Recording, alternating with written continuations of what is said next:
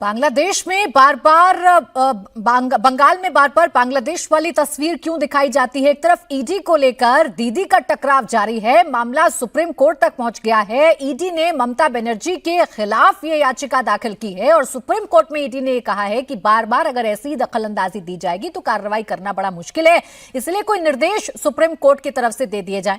कुल मिलाकर ये कहा जा सकता है कि ममता बनर्जी के ऊपर चौतरफा अटैक भारतीय जनता पार्टी कर रही है, लेकिन इसका क्या उपाय है? बीजेपी के इतर ममता बनर्जी निकालती है, इस पर सभी की निगाहें। इस पर चर्चा की शुरुआत करेंगे। तमाम खास मेहमान हमारे साथ जुड़ेंगे। फिलहाल ऋषि बागरी राजनीतिक विश्लेषक के तौर पर हमारे साथ जुड़ गए हैं, जो बंगाल को बड़ी बखूबी समझते हैं। ऋषि बागरी जी, आप ही मुझे समझाइए, बंगाल का सबसे बड़ा मुद्दा इन दिनों है क्या? ईडी के बीच में पहुंच जाना, कार्रवाई के बीच में पहुंच जाना, या बंगाल में हिंदुओं की स्थिति की बात करना? क्या सबसे बड़ा मुद्दा नजर आ रहा है आपको? प्राची जी, धन्यवाद।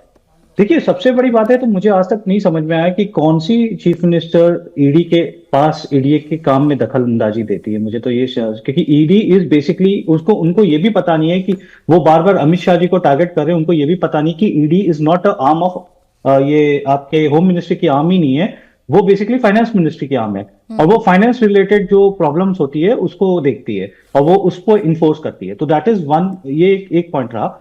सेकेंडली, ये जो बंगाल के जो इश्यूज है, बहुत बहुत सारे इश्यूज आए।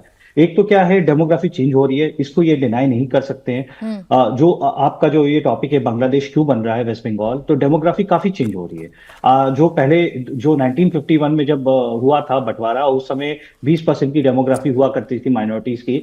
आज वो बढ़ के ऑलमोस्ट 34% हो गई है 2011 में, और 2000 अभी तक सेंसस नहीं हुआ है। द थिंग्स विल गो और ज्यादा उसमें मतलब बढ़त होने वाली है। सेकेंडली, बहुत सारे ऐसे इलाके हो गए जिसको जमाई पाड़ा बोलते हैं। जमाई पाड़ा क्यों बोलते हैं? जमाई वर्ड आता है आपके दामाद से। उसको जमाई पाड़ा इसलिए बोलते हैं क्योंकि वो वहां से बांग्लादेश के लोग आते हैं और यहाँ पर आकर के वो यहाँ की लोकल लड़की के साथ शादी कर लेते हैं। ठीक है सर, लेकिन क्या इसे मुद्दा बनाना बेहद जरूरी है? क्या ये मुद्दा बन पाएगा और क्या ममता बनर्जी इसको मुद्दा बनने देंगी? सवाल तो यही है। अब के शर्मा जी, भारतीय जनता पार्टी के प्रवक्ता, हमारे साथ जुड़ गए हैं, और सोमनाथ भारती जी, आम आदमी पार्टी का पक्ष रखने के लिए हमारे साथ जुड़ गए हैं। आप दोनों का बहुत स्वागत है।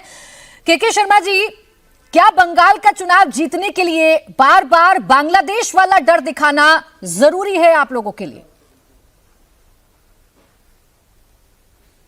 नहीं प्राची जी, इसमें डर दिखाने की क्या बात है? जो वस्तु स्थिति है वो तो सामने आएगी ना। जो वहां के हालात हैं उसको सामने रखना, ये डर दिखाना थोड़ी ना है। आखिर पश्चिम बंगाल भारत के अंदर ही है ना, अलग से कोई देश थोड़ी ना। भारत के ही लोकतंत्र के अंतर्गत आता है। और यदि वहां डेमोग्राफी चेंज हो रही है, और आपने कहा कि ये डेमोग्राफी का चेंजेस का पश्चिम बंगाल का इशू हमने नहीं उठाया है पहले।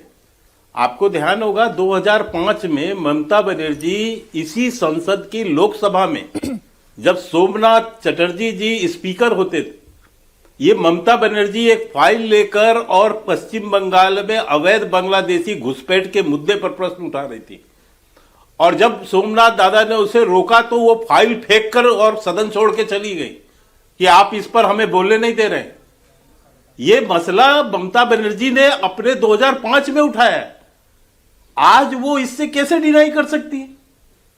आज तो समय काल और आगे बढ़ा है, और जो हालात वहां हैं सीमावर्ती जिलों के, वो तो स्पष्ट अभी बागड़ी साहब ने बताया कि कितने % परिवर्तन है। लेकिन मैं एक और बात पे कहता हूं, जो ईडी के काम पर जो आज अवरोध पैदा किया गया, जिसमें मुख्यमंत्री खुद गई और ईडी को काम करने से रोका। सुनिए, ये जो असंवैधानिक सवाल, ये प्रश्न मैंने आपसे इसलिए किया था, मैं आपको समझा देती हूँ। ये प्रश्न मैंने आपसे इसलिए किया था कि बांग्लादेश के हालात जो हैं वो तो बड़े विकट हैं, बंगाल में जो हालात हैं वो भी हम देख रहे हैं, लेकिन इन हालातों को बांग्लादेश से जोड़ देना, और अगर ऐसा ही है, बांग्लादेश बनाना चाहती हैं अगर दीदी बंगाल को, तो 15 सालों से सत्ता में है दीदी। 15 सालों से तो ऐसा कुछ नहीं हुआ। जब चुनाव आते हैं तभी बांग्लादेश वाली रट क्यों लगा लेते हैं आप लोग? नहीं, आपको ध्यान होगा, ये हमने नहीं कहा है। प्राची जी, फराद हकीम को आप उनके एक मंत्री हैं, डॉन अखबार का एक रिपोर्टर उनसे इंटरव्यू ले रहा था कलकत्ता के अंदर, तो वो साथ में लेकर जाते हैं कलकत्ता के एक क्षेत्र में, और उनको बताते हैं कि आइए आपको मैं मिनी पाकिस्तान दिखाता हूं। ये हमारे बयान नहीं है सर, ये उनके खास सलाहकार और मंत्री ममता बनर्जी के, ये उनके बयान है। हम तो उस बात को याद दिला रहे हैं आप।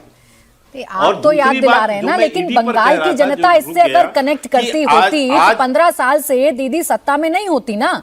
अब बंगाल की जो जनता है वो तो समझदार है, सोच समझ के अपना मत देती है। अगर वाकई में दीदी ऐसे हालात पैदा कर रही हैं, अगर बांग्लादेश बनाने की कोशिश कर रही है के शर्मा जी, तो 15 साल से बार बार उन्हीं को नहीं रिपीट करती ना जनता।